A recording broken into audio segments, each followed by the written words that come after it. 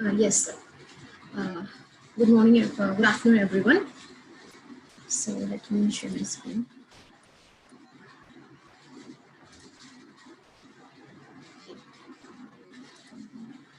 Hope my screen is visible.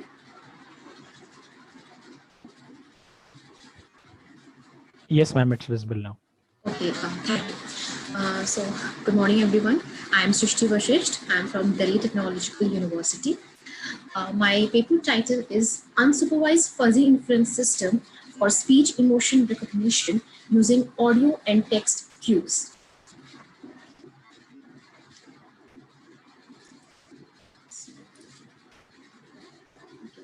So, So what is a speech emotion recognition? So I am sure that every one of you know this thing, that it is a technique for determining the underlying emotions from speech samples. So a target is to basically the human is able to decipher what is the emotion going on, but the computer needs to decipher what is the emotion that is being be expressed in a speech sample. So usually papers only use speech samples and they extract only the speech features. But here in our paper, we have also used text transcripts. The reason is that because these transcripts supplement vocal cues and they contain additional information that boosts the overall SCR process. So here, this is this is the overview of my proposed methodology. So here we use speech samples as well as the text. We extract three features: pitch, energy from the speech samples, and textual sentiment score from the text sample. Then we fed these features to a classifier, which is an unsupervised fuzzy inference system. And finally, we classify the speech sample into four emotions, which is happy, sad, angry, and neutral. So the main highlights of my paper is formulation of 11 novel fuzzy rules based on the audio and text cues, comparative analysis. So we have performed a comparative analysis of our all variants. So basically, we'll come to know that we have proposed three variants based on the sentiment lexicons, and they are being compared with the supervised machine learning approaches. We have performed both speaker dependent as well as independent speech emotion recognition. Uh, and also, the investigations have revealed that for few speakers, the speaker-dependent SCR accuracies are higher than the others. The proposed unsupervised fuzzy inference system can handle multiple data sets without any training. So the pro advantage of using an unsupervised algorithm is that we don't require any training. So the time is being saved, while the supervised machine learning algorithms fails for the cross dataset evaluation. So we'll see this in the results section. And lastly, we can say that the experiments conducted on the speech datasets, we have used two datasets, SAVI and RAVDs. They indicated that our fuzzy inference system achieved higher accuracy and F1 scores as compared to the other state-of-the-art methods. So what is emotion recognition? So actually, emotion recognition is simply it is a process of identifying the different state of emotions that is being expressed by a speech sample. What we have observed that because there are increasing number of posts on social media, so along with the speech samples, can see that the textual information, they also aid the speech emotion recognition process. So if you want to see if like what are the key application areas of this speech emotion recognition, so they range from the basic mobile phones which we use in our daily life, like if we use a Google Assistant like Alexa, or you are simply you are using on a WhatsApp also. If you don't want to write anything, you can just send your speech, basically your audio samples. So we have seen that speech is being used in many systems, and so if you want to detect the emotions, we can use both the speech sample as well as text. Also, what we observed at that the role of sentiment analysis is also there in the speech emotion recognition. So basically, usually sentiment analysis deals with that whether a particular text or a sample is positive, negative, or the degree to which it is a positive, it's higher positive or lower positive, etc. But emotions basically deal with the with our emotions like happy, sad, angry, etc. So what we have done here, we have mapped our sentiment analysis scores to to the system to finally identify the emotions. And we can see that emotions in text is generally characterized by the tone of the voice. So the way we speak, that's the way the emotions are being expressed. So the combination requires both type of features, audio as well as text. So this is the process flow of our proposed methodology, which is based on Mamdani fuzzy inference system. So the first step is that we fetch the speech and the first step is that we fetch the speech and speech signal and its transcript. Then we extract the pitch and energy. So specifically, two features are only extracted from the speech: pitch and energy. Then the textual part. So how do we extract the feature from the textual part? We use sentiment lexicons. So here we have used three sentiment lexicons: Fine, Senti-Wordnet, and Vedar. Now, what we have done is we have proposed three variants. So at a time, only one lexicon is being used for calculating the textual sentiment score. So like suppose for the text I'm using affine, then I will compute the textual score. And if I'm using Senti-Wordnet again, so till this point, so I've made this as a parallel process. Basically, this is three variants. Finally, what we have is the three features, and these features are being fed to our system, which contains the 11 rules which we have proposed. And then we calculate the firing strength of this each rule, and we do the aggregation. And finally, we use a centroid defuzzification to yield a crisp output. So Mamdani fuzzy inference system, it basically yields a crisp output. And then this crisp output is mapped to the emotion, the expected labels by using certain rules. So that we'll also discuss. So the first and foremost step is to calculate the average pitch, average energy of a particular speech sample. So basically, we calculate the pitch and energy for each frame, and then we average it, and we get the P and E. And the next step is basically here is about the fuzzy inference system. So in fuzzy, if you see, yeah. So what is a fuzzy set? So fuzzy set can be represented as F, where we have elements Y, and for each element Y, we have a corresponding membership element of the Y. Now, the text feature is being obtained from different lexicons. So, as I've mentioned, there are three lexicons: affine, Senti-Wordnet, and Vedar. Now, we calculate the textual score of the text using affine. So we have in the equation 4, it is being termed as TA, and for the Vedar is PV.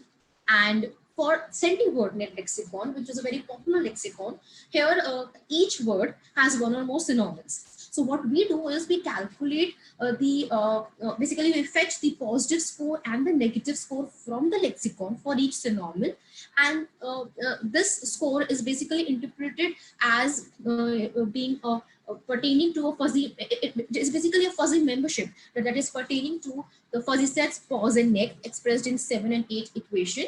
And so basically here what we have done is in the 5th and 6th equation, we have calculated the score for each word by taking an average of all the synonyms. So we have taken the scores of all the synonyms and then we have averaged it.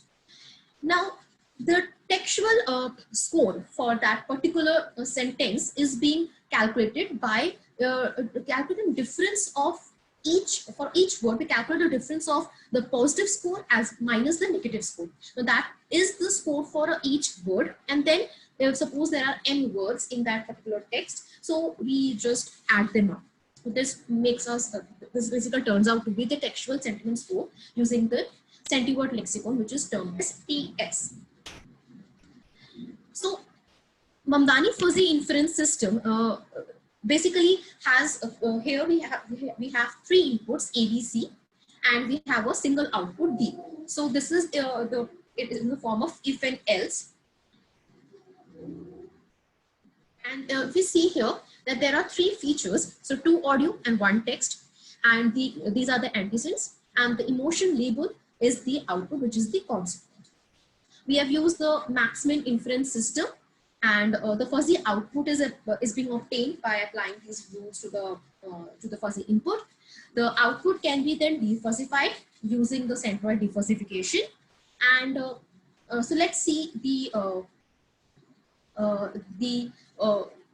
so basically we have proposed these rules, these 11 rules, that if our pitch is low and our energy is also low, so basically we are talking about the first rule. So and if the textual score, sentiment score, turns out to be medium, so basically how we have labeled this low, medium, high, we have basically used the triangular fuzzy membership function. So in a triangular fuzzy membership function, we have these labels that each sample is being divided, that each pitch, energy, and text, these all input features are being divided into different sets, fuzzy sets, low, medium, and high. And seeing the different combinations, we have proposed that the emotion would be neutral for this scenario, and it would be sad for the second, and so on. Now, what is the justification? So the justification is that, as we know that speeches associated with the emotions such as angry, happy, they are loud, fast, and uttered with a strong and higher frequency energy. Whereas if we see the emotions like we are sad, neutral, so the emotions, you can see that the pitch and energy, they are low, slow, low in volume, and they possess, lower, higher frequency energy. So this is where we deal with the speech features. And while in the textual part, if we see a low text score, it implies that there is a negativity, that it can either be sad or angry, while a higher text score implies there is a positivity, which can be a happy state or a neutral state. So these all things were being observed, and we apply this in our system. So then the next question comes up, that how we have mapped our defuzzified output to the predicted output. So we have given these ranges, that if there's in the range of 0 to 0.2, so it's angry, and then so on, sad, neutral, happy. So let's see a processing of a sample audio file with our variant. So like suppose we have a text, so we have a speech sample, and from there we the corresponding text is, withdraw all my phony acquisitions at once.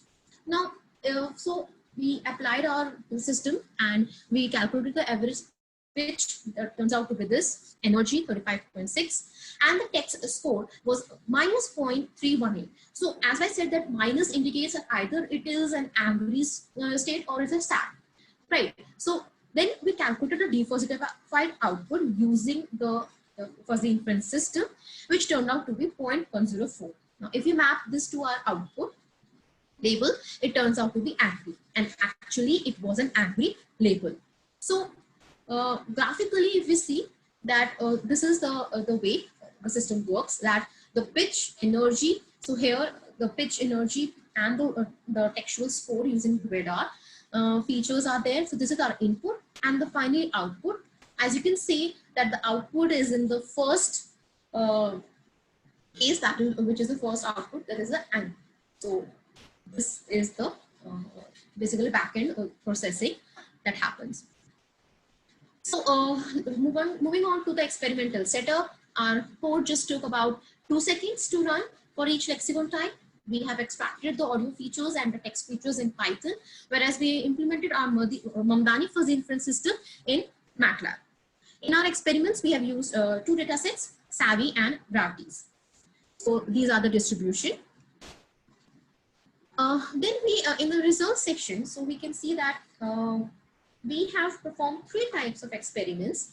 One is the speaker independent, other is a speaker dependent, and the lastly is the cross dataset experiment on the multiplayer perceptron.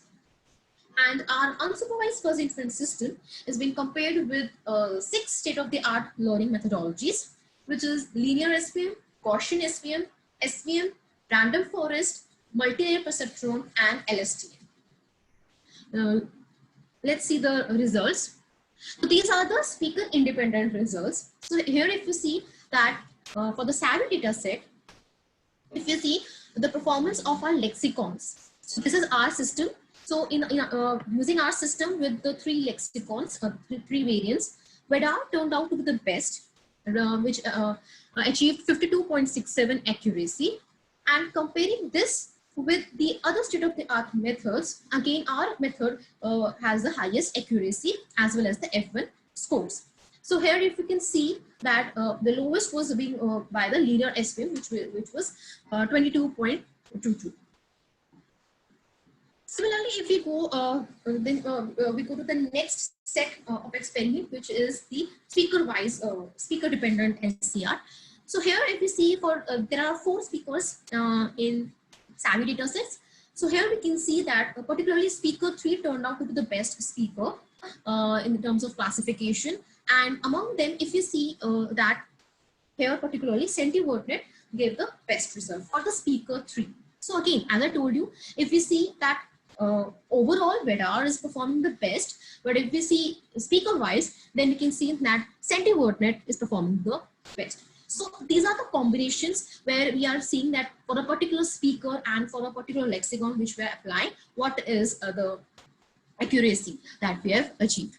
Overall, we can see that all these 3 lexicons, they are performing equally for speaker 4 and 2. Then for the next data set, RAVDs, again, we can see that among the 3 lexicons, CentiWordNet here turned out to be the best lexicon variant for our method. And if you see the method, among the methods also, our lexicon, CentiWordNet lexicon with the Mamdani fuzzy inference system turned out to be the best. And here, let's see the comparison of our system with the speaker wise. So here again, in RAVDs, there were 24 speakers, and among 24 speakers, clearly we can see that there are 3-4 speakers, speaker 14, 10, and 9, which turned out to be giving a higher accuracies, about 50. And here if we see that overall, all the 3 lexicons, they are performing at par with each other. Then this is the emotion class-wise F1 score report for the both data sets. So here we are basically giving an view that the SAVDs is giving the F1 scores for the angry, sad, and neutral is correspondingly here this. And for RAVDs, it is 0.36, 0.65, and 0.18 and 0.49.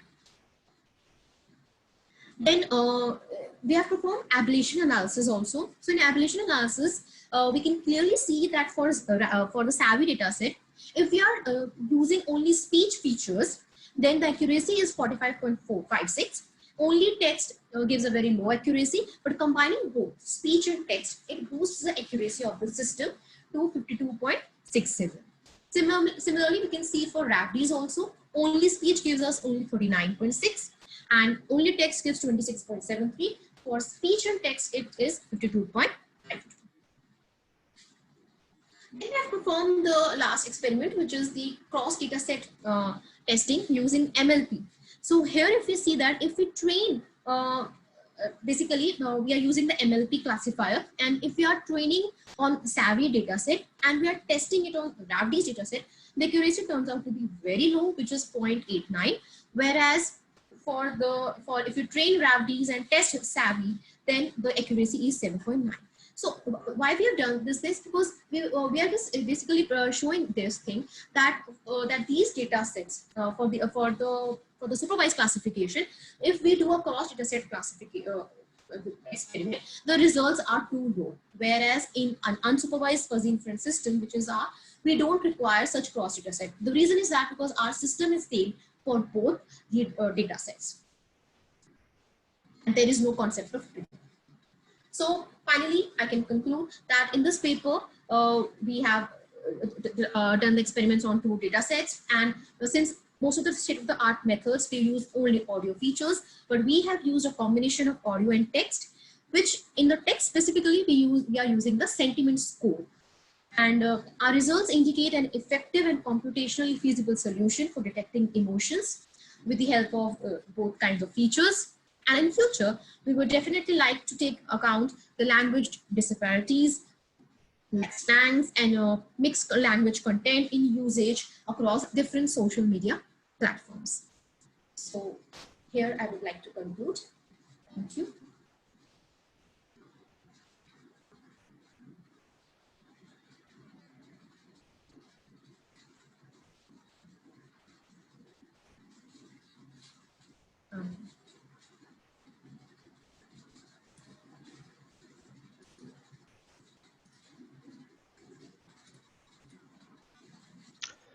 Okay, Shrishti, thank you so much for the presentation.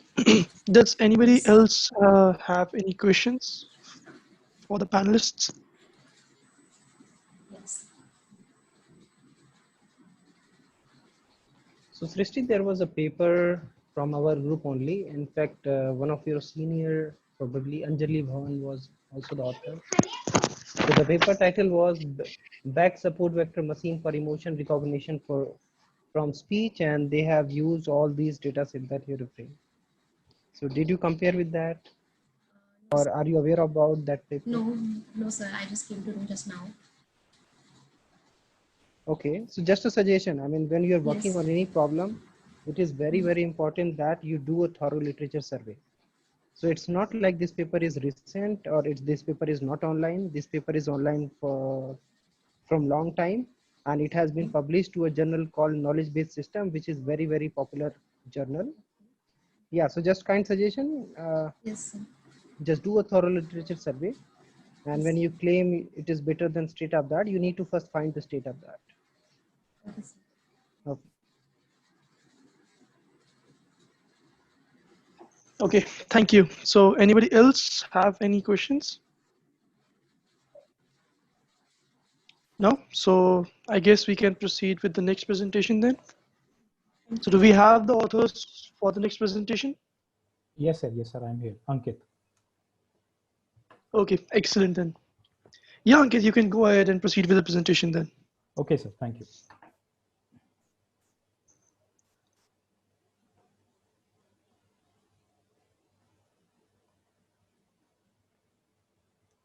Sir, I hope the presentation is visible to everyone. Yeah, it's visible. Yeah, okay. So very good afternoon to all of you. My name is Ankit Yadav, and the title of my paper is Recent Developments in Generative Adversarial Networks, a Review. The paper ID is 124. So we all know that, okay, so the outlines of this presentation are as follows. First, we'll be talking about what generative adversarial networks are. The second, after that, we'll be going into some of the fundamentals of GAN, which would include what is the key idea behind the GAN and what are the structural, implementations. How do we implement that? Then we'll go into the challenges, common challenges that we often face while implementing a GAN. And then after that, we'll go into applications in different areas. And since GANs have come up for different implementations, there are a large number of variants of GAN available. And finally, then we can conclude. So to start off, generative adversarial networks, the first thing to be understood is that why do we actually need this? So as we all know that deep learning approaches have been gaining in popularity since the last decade. And one of the reasons for that has been that the machine learning approaches require us to manually specify what kind of features we need to work with. And in any real world problem solving situation, it's not always possible to manually specify what kind of features are going to have discriminative capability. So to elevate this problem, to solve these problems, we saw the growing popularity of deep learning models, and it would automatically learn the relevant features which would help us to decide based on some classification problem. But a huge limitation of deep learning models has been that it requires a large amount of data. And when I say a large amount of data, I mean both in terms of the quantity as well as the diversity and quality, because we want our deep learning model to understand and gain the most generalized knowledge possible so that it performs well on some unseen examples as well, and not just do well on the training examples.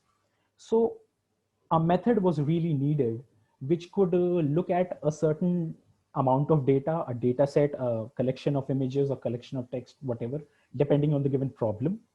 And if we could generalize that collection of data and learn the generalization to generate some new samples, those new samples would not be present already, but they would share the characteristics of other samples that are actually present in the data set, then that would be of real big benefit. So generative adversarial networks, or in short, GANs, are here to do exactly that.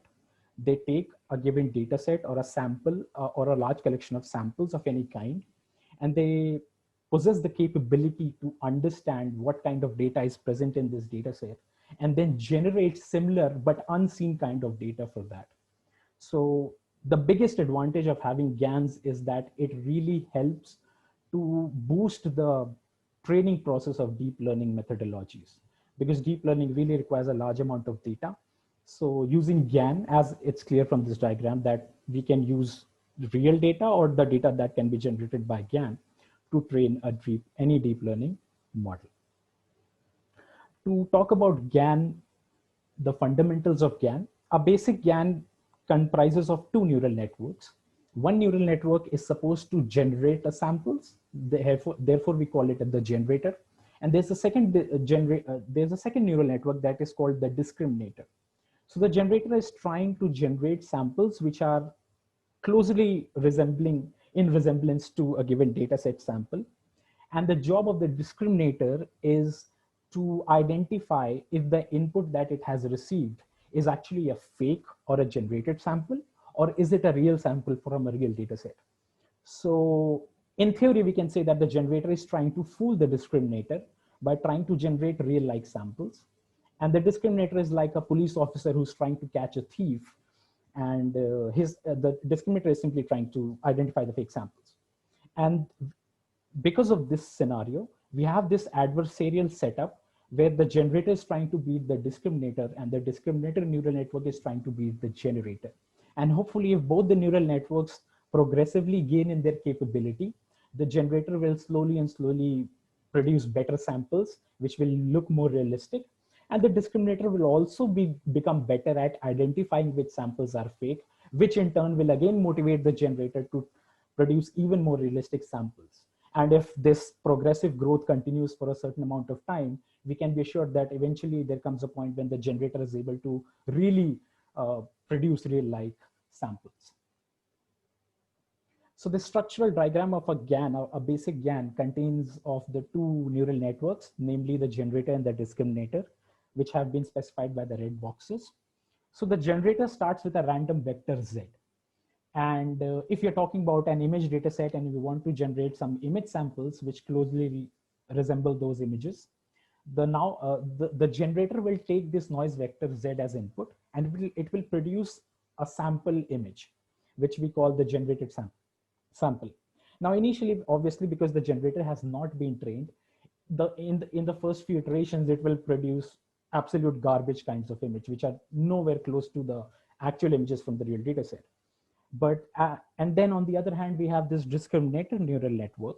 And as you can see from the diagram, it is clear that sometimes the discriminator is receiving an input, which is coming from the real data set, and that sample can be called X. And other times it receives a generated sample, which has been coming from the generator. And whenever the discriminator is receiving this input, its purpose is to simply identify it as a fake or a real. So what it wants is that the real sample should be identified as a real, and the fake sample, which is generated by the generator, should be identified as the fake. So if we talk about if I talk in terms of the probability output of a given, for the discriminator, if the input is a real sample, the discriminator tries to push the probability close to 1. And if the discriminator feels that this is a fake sample coming from the generator, it tries to push the probability close to 0. And the adversarial approach to this for the generator would be that it tries to push the probability of the generated sample close to 1. So using this upcoming animation that I'm going to demonstrate, you can see that once a generated sample is inputted into the discriminator, it depends whether it has been correctly identified as a fake or whether it has been wrongly identified as a real. If the discriminator fails to catch the generated sample, then we train the discriminator because it needs to do a better job at finding the fake sample. But if the discriminator catches the generated sample correctly and correctly identifies it as a fake, then we will be training the generator so that it is motivated to produce better samples, which can maybe possibly fool the discriminator in the future. So as you can see in this current sample, the current generated sample was identified as a fake, so we trained the generator. And in the second iteration, because the generated sample was identified as a real sample, therefore we updated the discriminator. I'll just repeat the animation for you to see them, watch it again.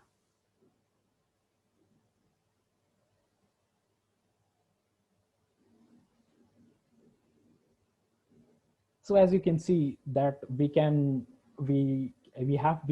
the generator and discriminator in a certain alternate fashion. One of the key points to remember is that while we are training the generator for a certain amount of time, we keep the discriminator fixed for that period of time. And when we think that, okay, now we need to train the discriminator to do a better job, we keep the generator fixed for that amount of time. And the idea is that while we are training the generator and discriminator in alteration, the capability of the other neural network should remain the same so that the current neural network can learn according to that, whatever is the required level of competence. So now there are some very common challenges that are associated with GANs. So one of the first challenge with GANs is that it's very, very hard to converge to a zero loss. And one of the reasons for that is because there are two neural networks who are engaging in this adversarial battle. And when you have such a cost function, which is made up of components, which is in a sense, which are working in a minimax game fashion, where one of them is trying to increase the cost function while the other one is trying to decrease the function. Experimentally, it has been found that it's very hard to converge such a cost function. And to demonstrate this fact, we can assume that, as you can see in this graph, there is a function called xy, made up of two components called x and y. And we are going to assume that this xy cost function is involved in a minimax game scenario. So we are going to assume that x input is actually trying to increase the xy product, the cost function, but the y function is actually trying to decrease the xy product. So we can say that the x and y are playing in an adversarial manner. And using the theory of gradient descent, we know that if we want to decrease a certain function to its in the fastest possible manner, we update the weight values with the negative of the gradient of the error with respect to that weight. Meanwhile, if a certain input is trying to increase the cost function, we will update that weight variable, that input variable, with the positive of the gradient of the cost function with respect to that function. So when we derive the new values of x and y based on these rules, where x has been updated with the positive of the gradient and y has been updated with the negative of the gradient, and then we plot all the values of x and y and the corresponding product xy value, you can see that the xy function is really oscillating very fast. And as the number of iterations increase, you can see the amplitude of the wave is actually increasing even further. So this is one of the major reasons why non-convergence is actually a very big challenge for generative adversarial networks. The second challenge for GANs is something called mode collapse. So as we all know that in a generator, we have this generator neural network that is trying to generate real-like samples when compared to a real data set. So the motivation for the generator is to decrease the loss, overall loss. And if the generator realizes that instead of trying to generate different kinds of samples present in the reference data set, let me just try to work with a couple of types, only one or two types of, try to generate only one or two types of samples. And if those specific samples are doing very well against the discriminator, if those specific samples are constantly able to fool the discriminator, so the motivation for generator is no longer to generate different kinds of samples. It only focuses on generating those very few number of specific samples who are constantly doing well against the discriminator. And hence what ends up happening is that the generator is constantly trying to only generate a very small diversity of samples when compared to the reference data set. So in this example, in this diagram, as you can see in the lower row, we are trying to generate the digits of the MNIST data set. So for those of you who are not aware, the MNIST data set is a large data set having 70,000 or I think it's 60,000 images of handwritten digits. And if we use that to generate GANs, and if the GAN begins to face this mode collapse problem, you can see in the lower row, it is only trying to generate a digit which is looking like something like a 6. So one of the possible reasons is because this specific generated 6 is able to fool the discriminator. Otherwise, maybe if the generator was trying to generate a 3 or a 5 or a 7, maybe it was getting easily catched by the discriminator, and hence the generator is only motivated to only generate that one or two limited number of kinds of sample that are doing well against the discriminator. The third challenge of GAN is something called vanishing gradient. So when these two neural networks are progressively being trained to become better and better at their jobs, one of the things that is very important is to ensure that not any one of them begins to learn or begins to get trained too fast. What I mean by that is that the generator cannot become too good while the discriminator is bad. And similarly, the discriminator cannot become too good too fast while the generator is still not generating decent quality images. So the problem here is that if the discriminator begins to get trained too fast, it gets very, very good at catching which images are the real and which images are fake. So if the difference of this quality is very big between the generator and the discriminator, so then the generator it doesn't matter how good images the generator is able to produce, because the discriminator is already close to perfect, it will always be able to catch the fake sample. And because it will always be able to catch the fake sample, the loss is going to quickly come down to 0. Because if you remember from the previous architecture from the structure of GAN that we just discussed, whether we need to train the generator or whether we need to train the discriminator depends on the output of the discriminator. So if the discriminator is always right, there is really no loss to work with, and hence the generator is never going to receive any kind of gradient updates, and hence it gets stuck in just repeatedly generating images which are not of better and better quality. So this is another challenge for GAN, which is called vanishing gradients. Next, we come to the applications of GAN. And as I told you earlier, any application which requires some form of data generation, we can use GANs for that purpose, because GANs have this amazing ability to look at a certain collection of data and then be able to generate those kinds of data using a highly trained generator of that GAN.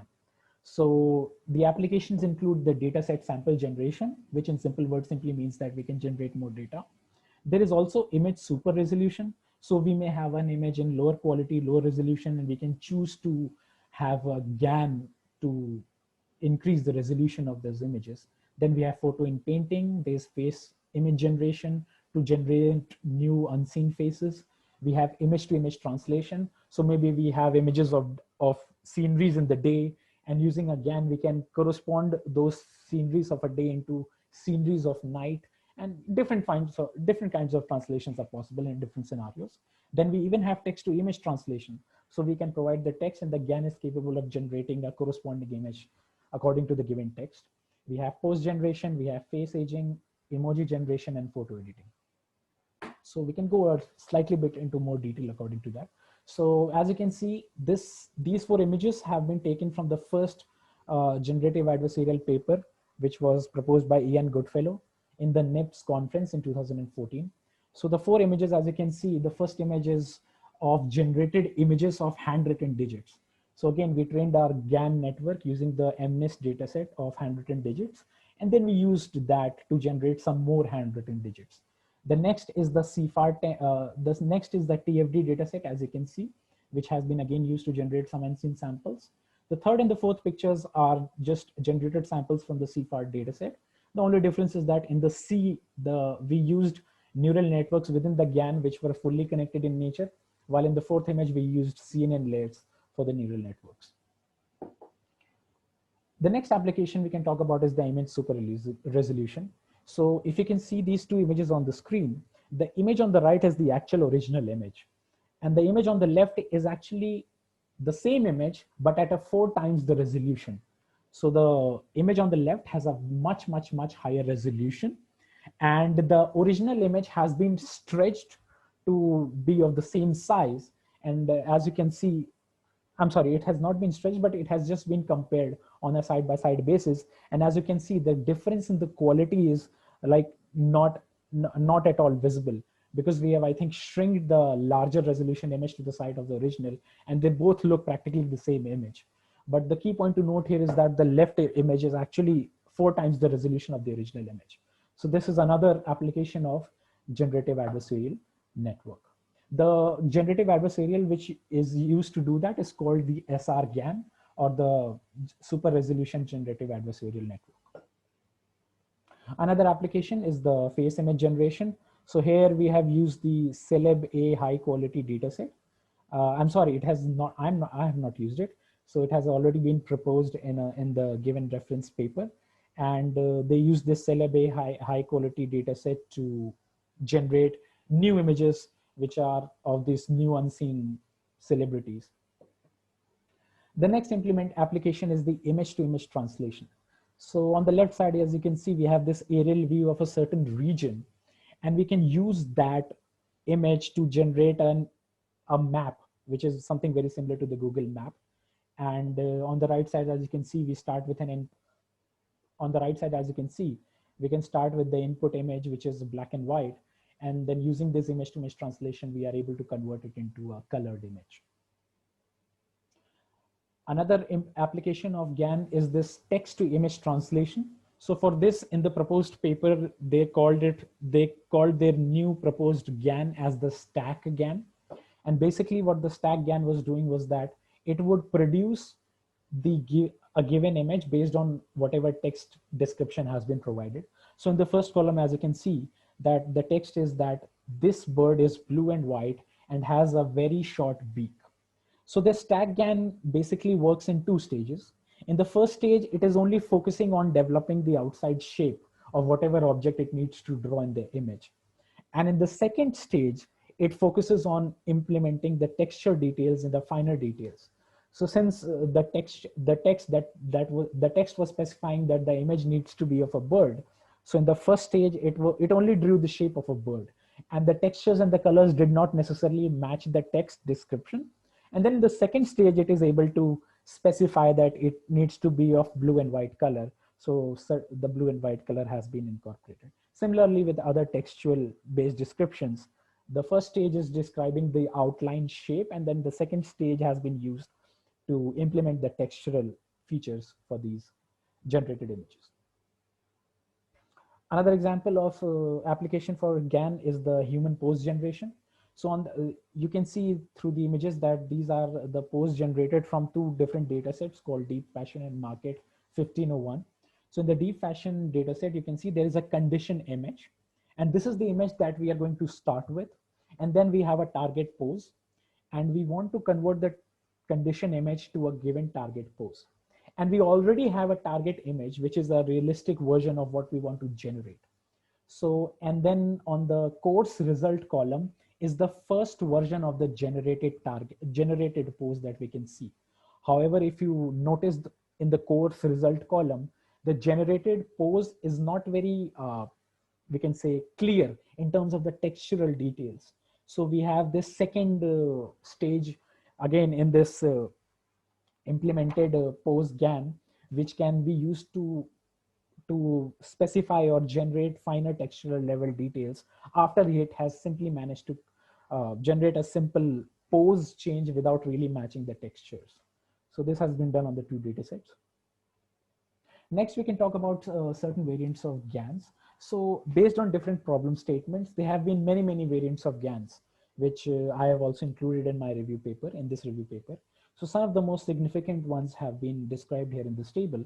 The first one is the basic GAN, which was first proposed by Ian Goodfellow in the NIPS conference in 2014. And the highlight of this was that the two neural networks are going to compete in an adversarial manner. And this kind of a setup was seen to have the potential to generate unseen images. Next, we can talk about another significant improvement was the WGAN, or the Wasserstein GAN. Now, this GAN, the most important characteristic for this GAN was that it was implementing something called the Wasserstein's distance. And it came as a replacement to the Jensen-Shannon divergence, which was initially supposed to find the distance between the 2 data distributions which we are working with. The 2 data distributions being the original data set, which we want to replicate, and the randomized data points from which we were beginning to generate. So this Wasserstein GAN brought more training stability because of this new divergence measure, new distance measure of 2 probability distributions, which was named as the Wasserstein's distance. Another name for this distance was the Earth mover distance, as we can say. So then another variant of this is the WGAN GP, or the WGAN gradient penalty, which includes a new gradient penalty mechanism, which improves the training stability of GANs even further. We have the deep convolution GAN, or the DC GAN. This GAN is supposed to improve on the previously existing GANs because, first of all, it introduced CNN as CNN layers into the neural networks involved instead of having fully connected layers. And then it also removed the idea of having pooling layers to bring down the dimensions of features in successive layers, because it was leading to a large loss of accuracy in the loss. So instead, they introduced strided convolution, in which we were doing convolution, but in strided fashion. And then they also introduced batch normalization, which was tend to improve the poor initialization of deep learning models. And then we have the CGAN, which introduces a certain condition, and that condition is supposed to even help the generator to converge even faster to images which are much more closer to the given data set. And as I explained earlier in one of the applications, the StackGAN is responsible for generating text-to-image implementations. So to conclude, I would say that GANs have solved the problem of insufficient data, because now they have this exciting ability to generate more and more data. And not only in terms of the quantity, they are also able to generate more diverse data, which even helps the deep learning models to train in a better fashion. So that's pretty much it. These are the references that I've gone through. And if anybody has any questions, you're most welcome to ask. Thank you very much. Okay, so when you say the GANs has solved the problem insufficient data, so are you referring to any kind of data, or do you have something in mind? So what we're really trying to talk about here is that the data that we're trying to replicate has some meaningful sense. So for example, if we want to generate different kinds of dog images, so we want to start with a reference data set which has lots of varieties of dogs, different breeds of dogs, different colors of dogs. And then using that, if we train our GAN network, we'll be able to produce a new images of dogs, which may not be necessarily categorized into specific different categories or breeds, but it will be new unseen examples which we can then use to enhance the training even further. So basically, the data we are trying to replicate has to have some like meaningful sense of what is this data set about. I hope this answers your question, sir.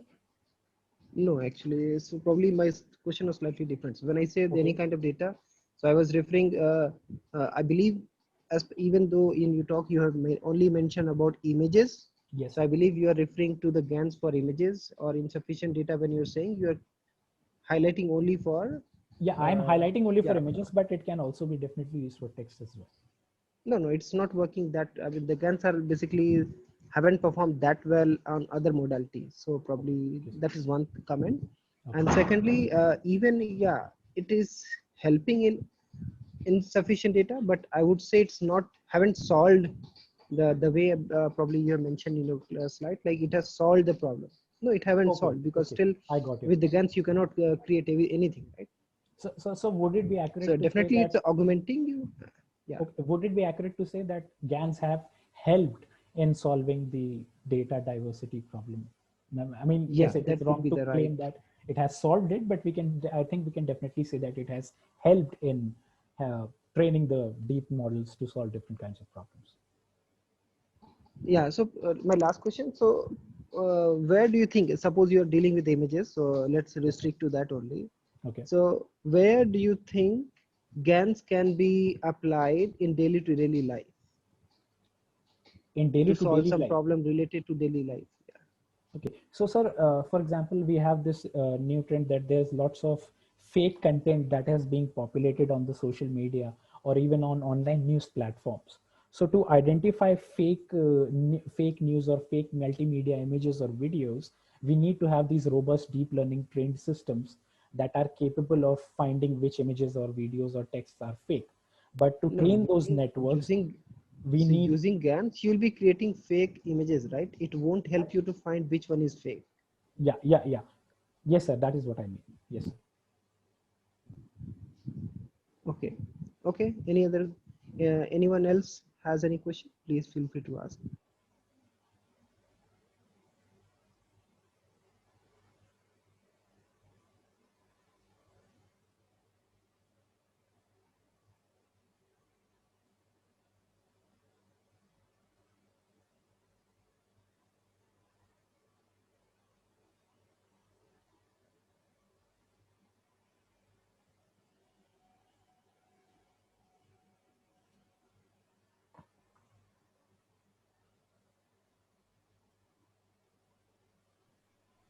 Okay, so I don't think so there are any more questions. So I think so we can proceed with the next presentation. So do we have the panelists for the next presentation? Shivang, Shreya, Tanishq. Yeah, I'm here. Hello. Yeah, Okay, excellent then. Yeah, go ahead, Shivang. yeah. I'll just start my screen sharing and then just a second.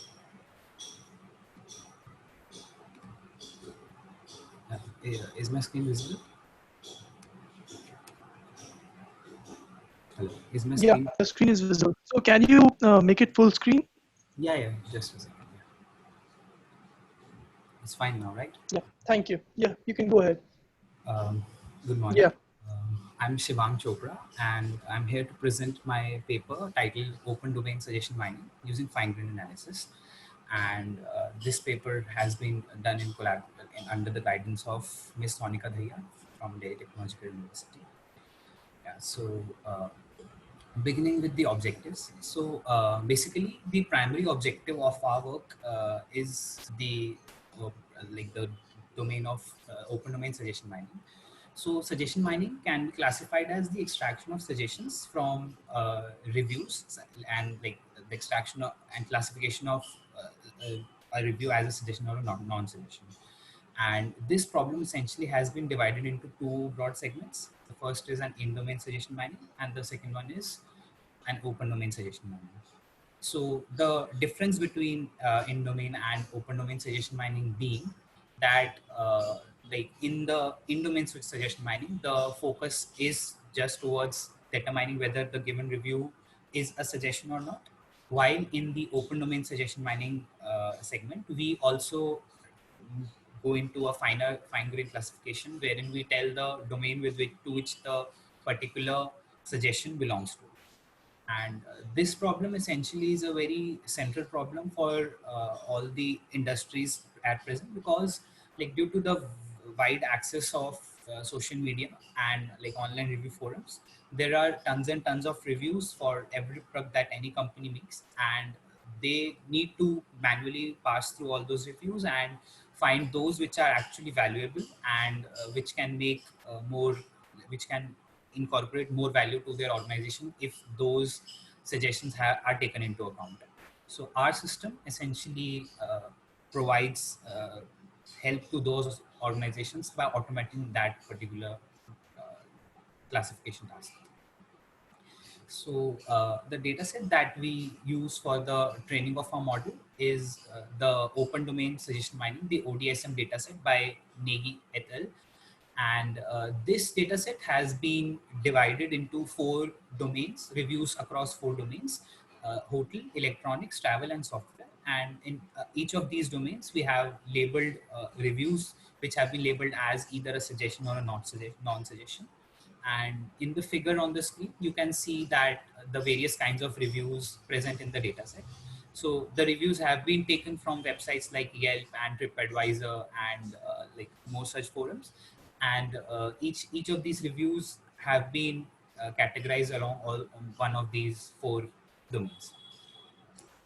Uh, Moving on to the related work for the suggestion mining domain. So basically, we while analyzing the related work, we analyzed it across 3 major domains. The first was suggestion mining.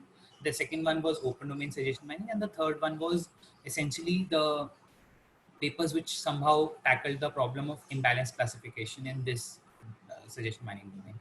So the table over here summarizes what all the papers, all the previous papers were and were not doing. And like where our paper stands out is that it incorporates all these features, features into our model and gives a better performing model as compared to the previous ones. Moving further, so discussing the major challenges that we faced while performing classification on the given data set. The first and the foremost challenge was the highly imbalanced nature of the data. So basically, what happens is that the large number of reviews that are posted on these reviewing forums, most of them are just most of them are not exactly suggestions for the company. They are many times they are just the customer feedback in form of the things that they liked, and very few times are they things which the company can actually use to enhance their products. So this makes the data that we scraped highly imbalanced in nature. And as you can see in the given table, the suggestion in is to non-suggestion ratio is at max 0.39 in the software test domain, and in the training domain it's at max 0.34. Like the ratio is like 30% of the reviews being non-suggestion is a very low ratio for any deep learning model to be trained. And this makes most of the previous works which perform this classification highly imbalanced and highly biased towards the suggestion side.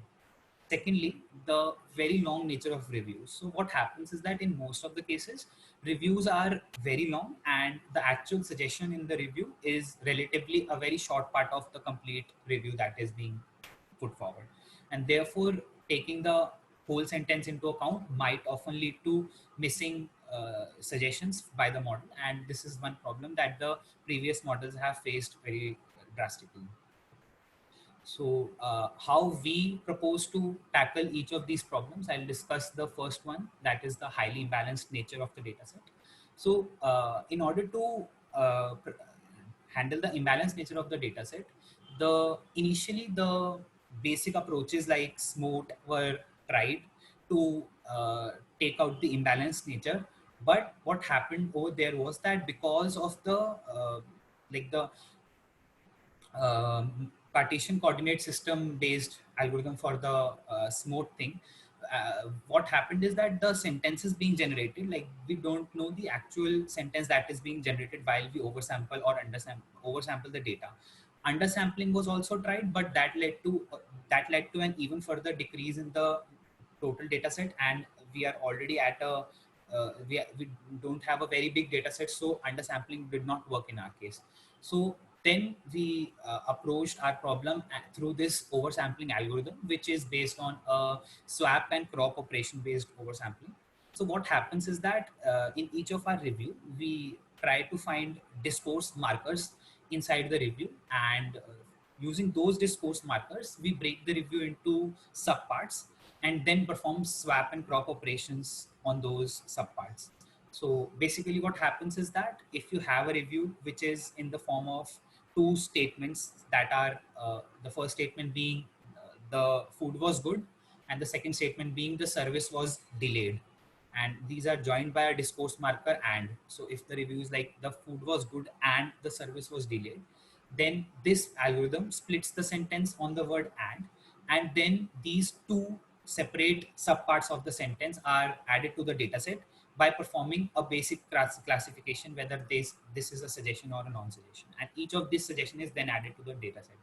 Basically, from this review, the service was slow will also be added to the dataset, and using this technique, we try to oversample the overall dataset by generating new suggestions and adding them back to the original dataset, and then training our model. The second part of our problem was the long nature of the reviews, and for that the solution that we propose is a transformer based solution. So basically what happens is that because we have a very long review, we need some sort of a mechanism which can pay certain higher attention to the parts of the sentence that are required by our model, that are actually needed to be analyzed, and lesser attention to the other parts of the sentence.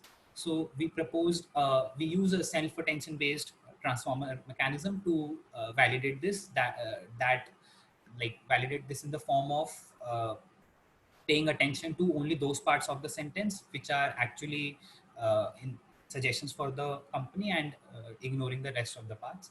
Now, the big drawback behind transformers is that they are very data hungry in nature, and the data required to train the transformer effectively should be very large in order to get good results. So what we do is that we use an adapter mechanism to fine tune the transformer layers that we use. So we pick the weights of the BERT model and fine tune those weights using those transformer weights using an adapter layer, and the internal structure of the adapter layer can be seen in the figure 3. So this adapter layer is inserted in between the layers of the transformers, and these adapter layers are fine-tuned based on our dataset using the original weights of the BERT transformer layers, and then this overall architecture is used to perform fine-grained classification analysis. So going through the complete architecture, we see that once a review comes in, the review is passed through our discourse marker based oversampling algorithm, and all the subparts of the sentence which are classified as a suggestion are then added back to the dataset to augment the dataset. Post this step, we convert those dataset sentences into the embeddings and pass them through our transformer layers. And as you can see over here in the transformer layer, within each layer we have an adapter module. So the remaining layers of the transformer are taken pre-trained weights from the BERT transformer layers, and this adapter layer is kept as it is, and this is a trainable layer that is to be fine-tuned while we are training. And these the sentences are then passed through these transformers layers into a final feed-forward layer, which has all these, which then classifies the review into one of the domains in the dataset.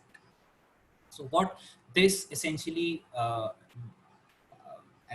led to was a model which incorporated the weights of the BERT architecture and was able to easily beat the previous state-of-the-art architectures by significant margins.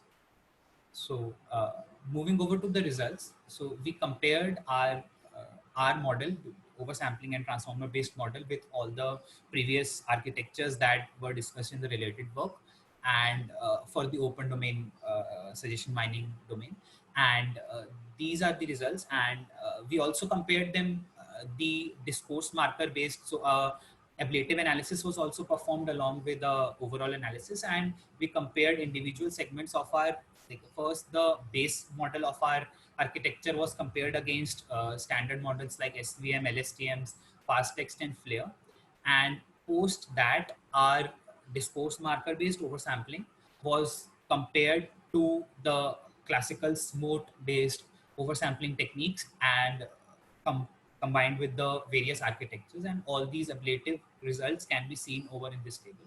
As you can see that our model was able to outperform the baselines in across like all the domains, and the qualitative analysis further will reveal further improvements in our model with respect to the baseline. And so this particular improvement in the result yields construct validity to the proposed pipeline. Furthermore, in each of these domains, the analysis was performed across a fine-grained classification as well as a binary classification in each of these domains.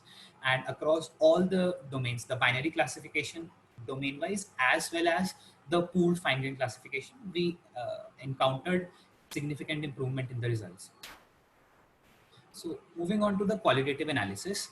So the fact that we use attention-based mechanism for suggestion mining and the fact that it solves the long nature of the review problem, we performed in-depth and extensive qualitative analysis of the attention weights that the model was output, like that was output by the model, and these are the summary of some of the results that we obtained. And as you can see that overall in all of these cases, the way the attention that the model puts on the important words that actually suggest the like information to the company is much higher than the words that are not much important.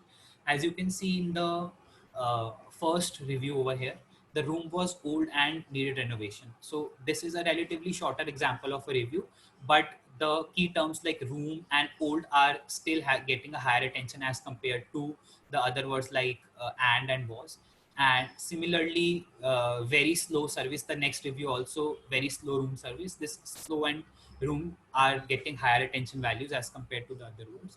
Also, like in the relatively bigger reviews like this, the words like lack of space was an issue have a higher attention values with respect to the rest of the sentence.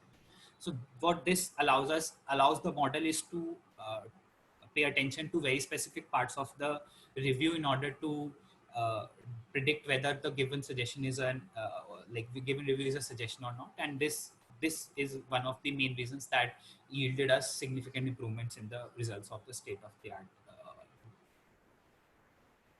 Moving further, the limitations of our model.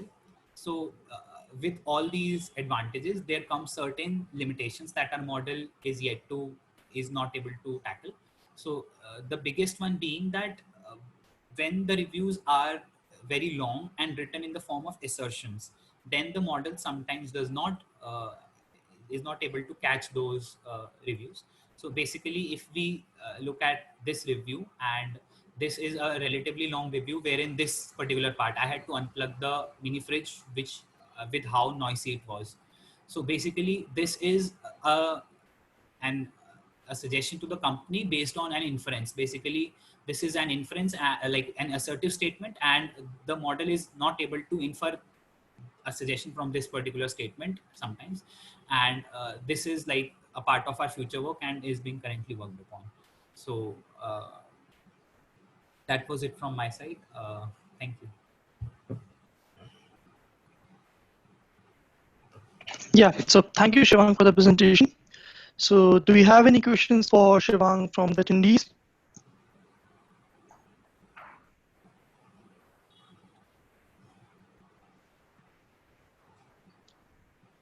So it seems no. So Shivang, I have a couple of questions.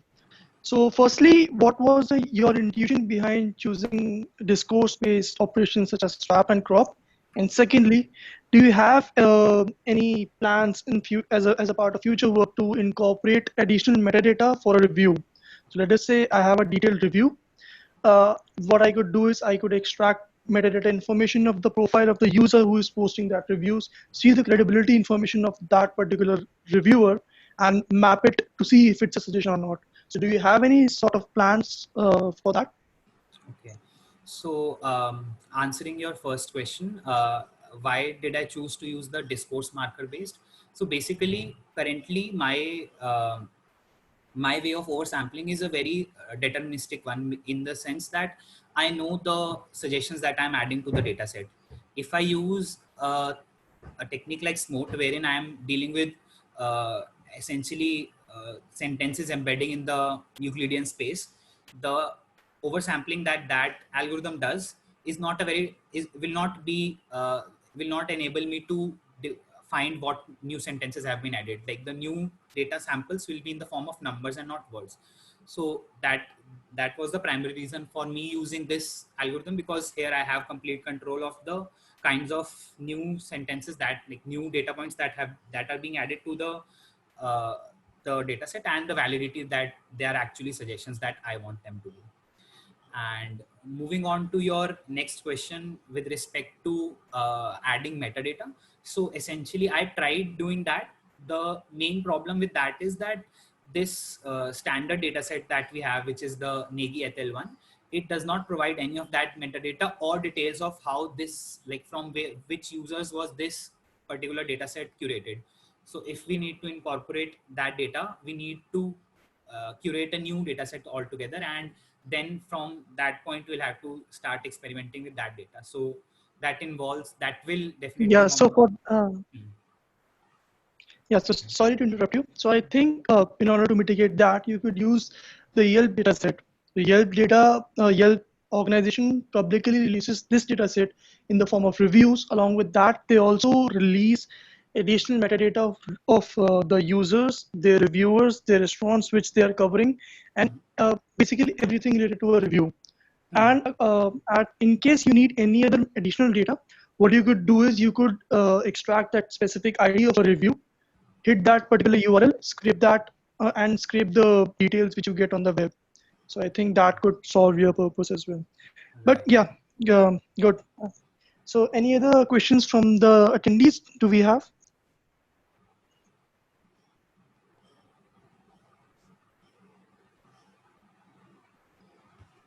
So it seems there are no questions. So thank you, Shivang, for the presentation. Sorry. Thank you.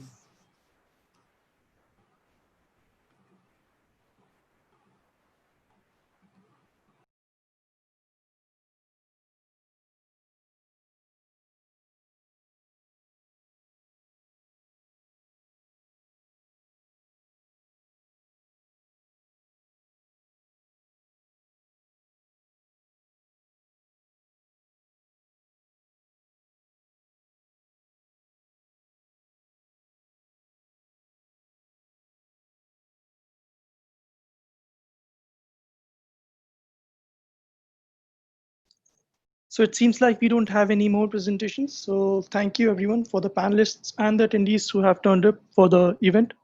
So hugely appreciated. Thank you.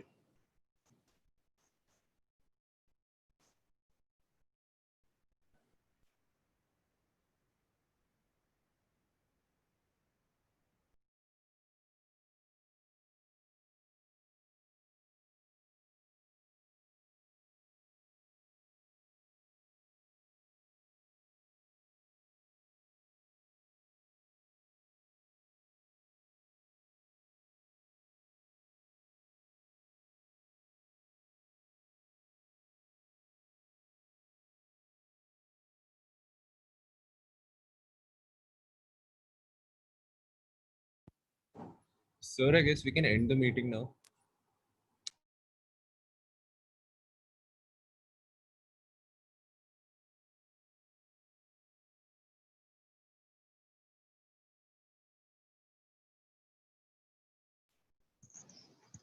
Yeah, sorry, who was it? I think, yeah, we can end the meeting. We don't have any more presentations now.